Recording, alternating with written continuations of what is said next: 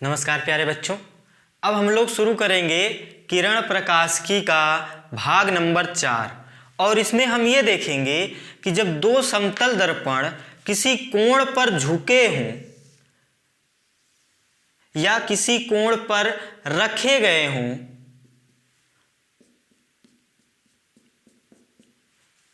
और उनके बीच कोई वस्तु रखी गई हो तो उसके प्रतिबिंबों की संख्या, मतलब इस वस्तु के अब कुल कितने प्रतिबिंब बनेंगे। M1 दर्पण द्वारा भी बनेंगे और M2 दर्पण द्वारा भी बनेंगे। तो अब हम ये निकालेंगे कि M1 दर्पण द्वारा कितने प्रतिबिंब निकलेंगे, फिर M2 दर्पण द्वारा कितने प्रतिबिंब बनेंगे और फिर कुल प्रतिबिंब भी निकालेंगे। तो अभी से एक बात अच्छे से याद कर लो, दिमाग में बैठा लो कि जो कुल प्रतिबिंब बनेंगे वो M1 दर्पण द्वारा बने कुल प्रतिबिंब और M2 दर्पण द्वारा बने कुल प्रतिबिंब के योग के बराबर नहीं होंगे, सदैव बराबर नहीं होंगे। कभी बराबर होंगे, कभी बराबर नहीं होंगे। आप ये बोलोगे ना कि भाई M1 दर्पण द्वारा बने प्रतिबिंब निकाल लें और M2 दर्पण द्वारा बने प्रतिबिंब निकाल लें और दोनों को जोड़ दें तो कुल मिल जाएगा, कुल प्रतिबिंब।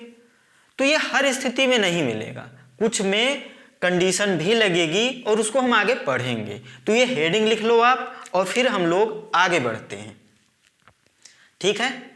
ये डायग्राम भी बना लेना और मतलब समझ गए आप कि दो दर्पण है जो किसी कोण थीटा पर रखे हुए हैं। तो अब उस दर्पणों के बीच में यदि कोई वस्तु रख दी जाए तो कुल कितने प्रतिबिंब बनेंगे, ये निकालना है हमको। तो इसके लिए हम क्या करेंगे, सूत्र लिखेंगे, ठीक है। और अपना काम जो है सूत्र से ही बन जाएगा, जो कि जिस हिसाब से जेई और नीट में क्वेश्चन आए हैं, जेई मेंस में आया है इस टॉपिक से, एम्स में भी आया है, एडवांस में भी आया है ना। तो और बहुत सिंपल क्वेश्चन आया है, डायरेक्ट फार्मूले वाला आया है, लेकिन हम डिटेल में पढ़ेंगे। फार्मूले के साथ साथ हम दूसरे तरीके को भी पढ़ेंगे, ठीक है। तो अब शुरू करते हैं। देखो, ये दो समतल दर्पण हैं जो कि थीटा कोण पर दोनों रखे गए हैं। इनके बीच में कोई वस्तु है O। अब इस वस्तु के कुल कितने प्रतिबिंब बनेंगे ये हमको निकालना है। तो इसके लिए हम क्या करते हैं, पहले स्टेप में, स्टेप 1 में 360 बटा थीटा करते हैं। ये कोण दिया जाएगा कुछ 30, 60, 45 समथिंग कुछ भी, तो 360 बटा थीटा करेंगे। मान लो कोई संख्या आई m। अब ये m संख्या या तो पूर्णांक होगी या होगी अपूर्णांक। अरे बोलो, भाग देने पर पूर्णांक मिलेगा या फिर अपूर्णांक मिलेगा। तो जब पूर्णांक मिलेगा तो यहां पर दो केस आएंगे, या तो सम होगी यह संख्या या तो होगी विषम। बोलो, मतलब कोण से भाग देंगे हम 360 में। अब या तो वो पूर्णांक संख्या आएगी या पूर्णांक आएगी, तो मतलब वो संख्या सम हो सकती है या विषम हो सकती है। और अपूर्णांक के लिए तो अपूर्णांक ही होगी, तो उसके लिए केस देखेंगे। तो यदि सम होगा, यदि सम आ गई ये संख्या, तो जो प्रतिबिंबों की संख्या है, प्रतिबिंबों की संख्या को हमने स्मॉल n मान लिया, तो जो प्रतिबिंबों की संख्या होगी वो हो जाएगी m-1। ये फार्मूला मिल गया आपको, m-1। m क्या था, 360 बटा थीटा, ठीक है। और यहीं पर अगर विषम आ गई तो यहां फिर से दो केस मिल जाएंगे अपने को। एक केस मिलेगा अर्धक पे, जब वस्तु अर्धक पे रखी होगी तब, और एक वस्तु अर्धक या समद्विभाजक, कोण समद्विभाजक, ये कोण अर्धक है, और यहां जब अर्धक पर नहीं होगी, अर्धक पर ना हो। तो जब अर्धक पर नहीं होगी तब होगी प्रतिबिंबों की संख्या m, और जब अर्धक पर होगी तब भी प्रतिबिंबों की संख्या होगी m-1, ठीक है। तो अपने पास ये फार्मूले मिले, ये दो ही फार्मूले हैं मोस्टली, n बराबर m है एक और एक n बराबर m-1 है। ये कब है, जब विषम हो और अर्धक पर ना हो, अर्धक पर ना होने का मतलब असममिति मिलेगी आपको। अभी हम बता रहे हैं अर्धक डायग्राम बना के। और ये सम हो और विषम भी हो, अगर विषम हो तो अर्धक पर हो या फिर सममिति हो। तो ये फार्मूले जल्दी से कॉपी करो, फिर हम आपको अर्धक बताते हैं, फिर उदाहरण कराते हैं छोटा सा, और फिर अपूर्णांक वाले केस पर आते हैं। पॉज करके कॉपी कर लो, पॉज करो, कॉपी करो।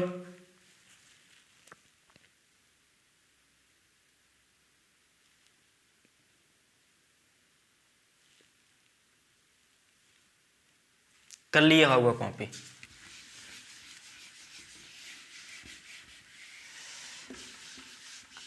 अब हम एक छोटा सा उदाहरण लेते हैं ताकि आप फार्मूले का एप्लीकेशन सीख जाओ, फार्मूले को कैसे लगाएंगे, है ना। बाकी फिर हम दूसरे वाले केस को देखेंगे, अपूर्णांक वाले को, और वहीं से एक शॉर्ट तरीका भी देखेंगे। खैर शॉर्ट तरीका तो ये फार्मूला ही है, मतलब वहाँ से एक तरीका देखेंगे और उस तरीके को हम दोनों स्थिति में लगाएंगे, अपूर्णांक के लिए भी लगाएंगे और पूर्णांक के लिए भी लगाएंगे। ठीक है, तो पहले फार्मूले से मान लो ये सवाल जो है, इसी सवाल पे आते हैं हम लोग, है ना। ये एग्जाम्पल बना के लिखो, और ये कोण कितना है, 30 अंश है पूरा, लेकिन ये इससे 10 अंश है और इससे 20 है। सॉल्व करो सवाल। ये दो समतल दर्पण हैं और ये वस्तु है, इस वाले दर्पण से 10 कोण बना रही है, इससे 20 कोण। ये कोण है तो अंश में होगा, है ना। तो अब यहाँ पर ये थीटा बताओ कितना होगा, 30 अंश, 20 10 30।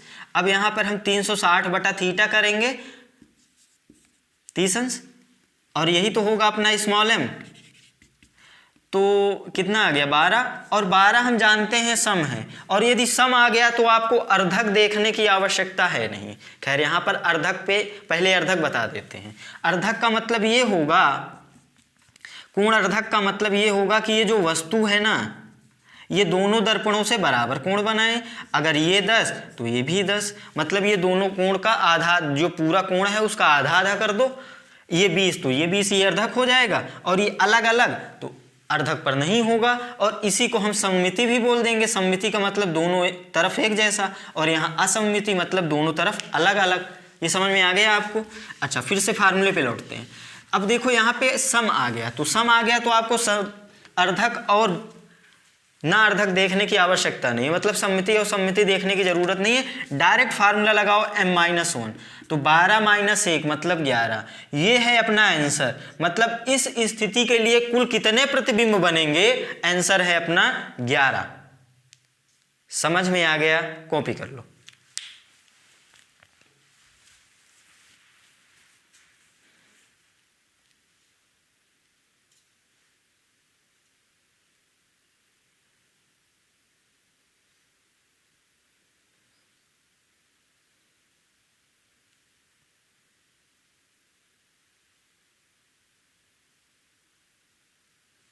कर लिए होगे कॉपी। अब दूसरे उदाहरण पे आते हैं। ये जो कोण है ना, ये बीच का, ये 70 अंश दे दिया गया, और इसको अलग अलग दे भी दिया। चलो, एक को 30 दे दिया, एक को 40 दे दिया, और टोटल कितना है, 70। अब बताना है आपको कि कुल कितने प्रतिबिंब बनेंगे। तो आप फार्मूले पे जाओगे। फार्मूले के क्या करते हैं, 360 बटा थीटा करते हैं, और यहाँ का जो थीटा है कितना है, 30 40 70, तो आप 70 से भाग दोगे। ये 0 से 0 कट गया, मिला कितना, 36 बटा 60। ये पूरी तरह नहीं कटेगा, मतलब ये अपूर्णांक वाली कंडीशन आ गई। तो अब ये कैसे निकालेंगे, उसके लिए हम चलते हैं दूसरे तरीके पे। इतना समझ में आ गया आपको। अगर यहीं पे सम विषम आता तो डायरेक्ट फार्मूले से निकाल लेंगे। अब ये जो मैं तरीका बताने वाला हूँ, ये तरीका जो है आप सम और विषम के लिए भी लगा सकते हो। तो सम और विषम के लिए तो डायरेक्ट फार्मूला है, तो आप वहीं लगा दो, जल्दी से आ जाएगा।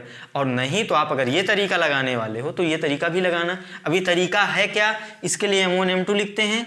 m1 से कोण लिखते हैं वस्तु का, और m2 से कोण लिखते हैं वस्तु का। सबसे पहले लिख दिया, बोलो। अब क्या करेंगे, दोनों तरफ ये जो बीच का कोण है कितना, 40 30 70 70 जोड़ते जाओ। 7 3 10, 100 आया, और 7 4 11, 110। फिर से जोड़ो आप, 70 जोड़ो 170, और इसमें जोड़ो 180, फिर 70 जोड़ो तो 8 7 15 और 7 7 14। आप कहोगे कब तक जोड़ेंगे, क्योंकि देखो यहां पर अनंत प्रतिबिंब नहीं बनेगा। यदि अनंत प्रतिबिंब बनता तो भाई हम जोड़ते चले जाते हैं अनंत तक। अब यहां पर हमको रुकना पड़ेगा क्योंकि अनंत प्रतिबिंब नहीं बन रहे हैं। ठीक है, अभी हमने पिछले वाले उदाहरण में देखा 11 प्रतिबिंब बन रहा है, कहीं 12, कहीं 13, कहीं 5 6। तो यहां पर हम रुकेंगे, और रुकने के लिए 2 नोट आपको लिखने पड़ेंगे, और वो दोनों नोट याद रखने पड़ेंगे। पहला नोट ये है कि ये जो कोण लिखते जा रहे हैं ना, ये कोण ही तो है, क्योंकि ये कोण था और इसमें ये कोण जोड़ रहे हैं, तो ये सब कोण ही आए हैं। तो अब इन कोणों का मान, इन कोणों में से जिस कोण का मान 180 अंश या 180 अंश से ज्यादा आ जाए, 180 अंश या 180 अंश से ज्यादा आ जाए, उन कोणों को हम छोड़ देंगे, और उन कोणों को हम बोल देंगे अमान्य कोण। अमान्य, आप ऐसे समझ लो, सीधा सीधा उसको छोड़ देंगे। अमान्य का मतलब यही है। पहला स्टेप क्या है, 180 या 180 से बड़ा जो आएगा उसको हम छोड़ देंगे, पिक्चर से हटा देंगे। दूसरा स्टेप जो है, अब जो अमान्य कोण छोड़ने के बाद जो 2 अंतिम कोण बचे हैं, एक ये बचा है अंतिम कोण और एक ये बचा है इसका, देखो है तो ये वाले भी और ये वाले भी, लेकिन अब अमान्य कोण छोड़ने के बाद जो अंतिम के 2 कोण होंगे दोनों दर्पणों से, उनको जोड़ेंगे। इसका अंतिम कितना है 100, इसका अंतिम कितना है 170,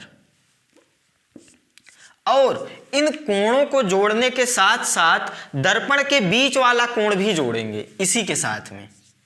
तो दूसरे स्टेप में क्या करेंगे हम लोग, अमान्य कोण छोड़ने के बाद जो अंतिम कोण है और जो दर्पण के बीच का कोण है, इन तीनों को जोड़ेंगे, और इनका जोड़ यदि 360 आ गया, यदि 360 आ गया तो जो अंतिम के 2 प्रतिबिंब हैं वो संपाती हो जाएंगे। क्या हो जाएंगे, संपाती। और संपाती का मतलब ये है कि एक प्रतिबिंब दूसरे के ऊपर बन जाएगा। मतलब अगर ये प्रतिबिंब I1 मान लो बन रहा था, तो इसी के ऊपर एक दूसरा प्रतिबिंब I2 बन जाएगा, और ये दोनों एक दूसरे के संपाती हो जाएंगे। तो जो दूर से देखेगा, देखने वाले को तो ये एक ही प्रतिबिंब लगेगा ना। दर्पणों को तो पता है कि भाई इसलिए बोलेगा कि मैंने भी बनाया है, और ये बोलेगा मैंने भी बनाया है, लेकिन देखने वाले को तो ये एक ही प्रतिबिंब दिखेगा। क्यों? क्योंकि ये दोनों संपाती है, और संपाती की स्थिति क्या है, इनका योग 360 आना चाहिए।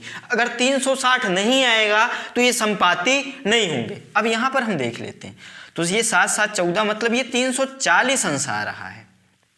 कितना आ रहा है, 340। मतलब ये स्थिति संपाती की नहीं है, संपाती नहीं है। समझ में आई बात आपको? और अगर ये संपाती नहीं है, तो कोई भी 2 प्रतिबिंब संपाती नहीं है, तो हम क्या करेंगे, इन सभी प्रतिबिंबों को गिनेंगे। ये जितने भी कोण हैं इन सभी को गिनेंगे, जोड़ेंगे नहीं, गिनेंगे। तो ये 1, ये 2, ये 3, ये 4, ये 5, तो कुल प्रतिबिंब कितने बनेंगे, 5। ये है अपना आंसर। क्लियर है? पहला आंसर, कुल कितने प्रतिबिंब, 1 2 3 4 5। इसी का दूसरा सवाल कि M1 कितने प्रतिबिंब बनाएगा, 1 तो 2, आंसर 2। M2 कितने प्रतिबिंब बनाएगा, 1 2 3, आंसर कितना, 3। तो M2 3, M1 2, कुल 5। ठीक है, ये संपाती की स्थिति नहीं है। तो इस मेथड में 2 बात आपको ध्यान रखनी है कि जब ये कोण जो 180 या 180 से ज्यादा आ जाएगा उसको छोड़ देंगे, और दूसरा कि अंतिम वाले 2 मान्य कोणों को लेंगे, अमान्य को छोड़ने के बाद जो 2 अंतिम कोण होंगे उनको, और दर्पण के बीच का कोण, इनको जोड़ेंगे। अगर ये 360 आ गया, अगर ये 360 आ गया तो क्या करेंगे, 2 की जगह 1। अभी ये संपाती वाली स्थिति नहीं है, अभी हम एक नया उदाहरण लेंगे जिसमें संपाती वाली स्थिति हो, ताकि आपको अच्छे से समझ में आ जाए। तो इसको कॉपी करो, फिर आगे चलते हैं।